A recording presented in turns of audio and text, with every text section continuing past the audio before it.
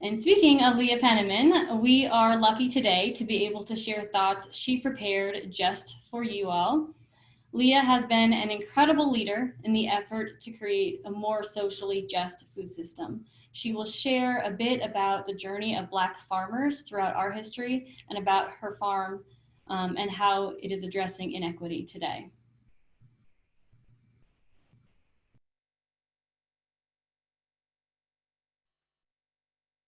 Greetings. My name is Leah Penniman, and I am the co-director and farm manager at Soulfire Farm and the author of Farming While Black. Our ancestral grandmothers in West Africa braided seeds of okra, molokia, and levant cotton into their hair before being forced to board transatlantic slave ships. They hid sesame, black-eyed pea, rice, and melon seeds in their locks. They stashed away amara, kale, gourd, sorrel, basil, tamarind, and kola in their tresses. Their seed was their most precious legacy, and they believed against odds in a future of tilling and reaping the earth. They believed that their descendants would exist and that we would receive and honor the gift of the seed. With the seed, our grandmothers also braided their ecosystemic and cultural knowledge. They braided the wisdom of sharing the land, such as the Husa farm co-op system of the Krobo people. They braided the wisdom of sharing labor and wealth, such as the Dokwe worker co-ops and the Susu credit unions of the Dahomey people. They braided the wisdom of caring for sacred earth, such as the dark earth compost of Ghana, the raised beds of the Ovambo people, and the polycultures of Nigeria. When our ancestors arrived on this continent, they tragically encountered a very different system of relating to land and food. Here, the land was not shared, but stolen and privatized. Authorized by the doctrine of discovery, settlers perpetuated genocide against the indigenous people, killing 90% of the population, displacing those who survived and stealing their land. Our African ancestors learned that even when they tried to own land, they were punished. Despite the broken promise of 40 acres and a mule after emancipation, Black farmers purchased nearly 16 million acres of land on their own, almost all of which is gone, in part because the Klan, the White Caps, and other white supremacist groups lynched Black landowners for the audacity of leaving the plantation, killing over 4,000 whose names we know. Our ancestors learned that even the federal government did not want them to own land. The U.S. Department of Agriculture systematically discriminated against Black farmers, leading to foreclosures and evictions. Which brings us to where we are today, with approximately 98% of the agricultural land in this country being white-owned. Here in this country, our ancestors found that labor was not honored but exploited. Millions of agricultural experts were kidnapped from their homes across Africa, forced into bondage to build the wealth of this nation. Even after chattel slavery officially ended, the exploitation of labor morphed into new forms such as convict leasing. Southerners created new laws called the Black Codes, which criminalized loitering and unemployment, filling the prisons with Black people who were rented back to the plantation, a system that continues to this day. Those not forced onto the plantation through incarceration were often trapped there as sharecroppers in a perpetual cycle of debt and poverty.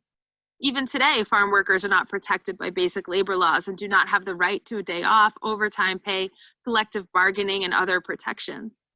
Approximately 85% of farm labor is performed by people of color, often undocumented people.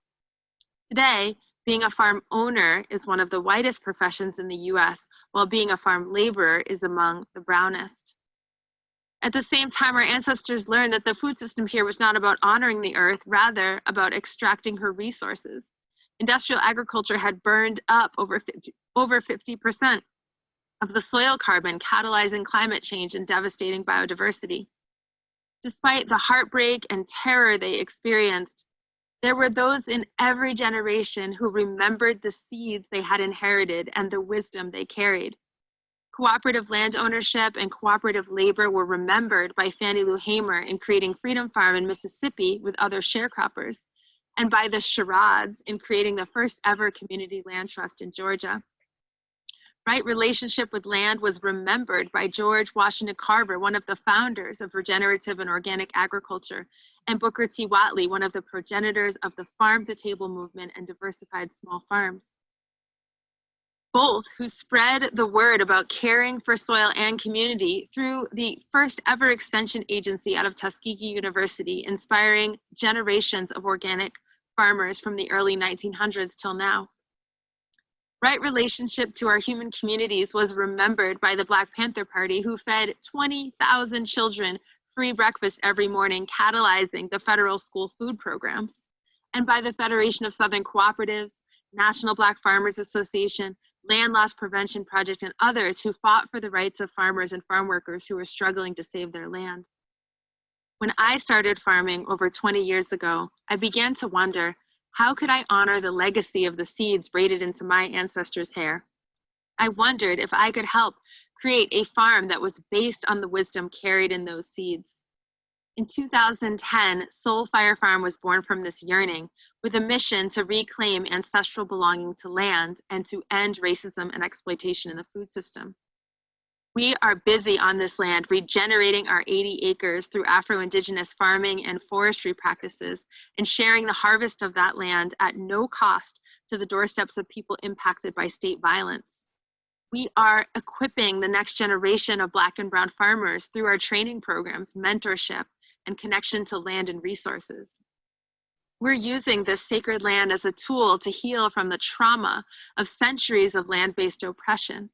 And we're holding that sacred land cooperatively, giving nature rights and a vote on our council, and returning land rights to the Mohican people through a cultural respect easement. We wondered if one small farm could make a big change, and we're excited by the progress we're already seeing. Our regenerative farming practices have restored the soil to its pre-colonial levels of organic matter and increased native biodiversity. Neighbors across our region are pitching in to cover the cost of vegetable deliveries to those in need, allowing hundreds of people to receive a weekly share of fresh food. Thousands of new Black and Brown farmers and food justice activists have been trained in 35 states, and the majority of them are making waves in the food system. And for the first time in decades, we're seeing the slightest increase in the number of Black farmers nationally. Our alumni even catalyzed a new land trust to share the lands back with people who have been dispossessed, as well as a reparations map to return stolen wealth to earth stewards for their crucial work. And we cross-pollinate with other movement leaders like D-Town Farm, Rise and Root Farm, and the Black Dirt Collective to change the national conversation about food and land. And folks are finally listening. From presidential candidates to major media outlets, society is waking up to the fact that we cannot have a healthy food system if we ignore racial justice and if we ignore the health of the land. Are you willing to carry on the seeds of sovereignty and fight for the rights of all peoples to carry on those seeds, or will you let them die out? As Pablo Neruda said, "Pardon me, if when I want to tell the story of my life, it's the land I talk about. This is the land. It grows in your blood and you grow. If it dies in your blood, you die out."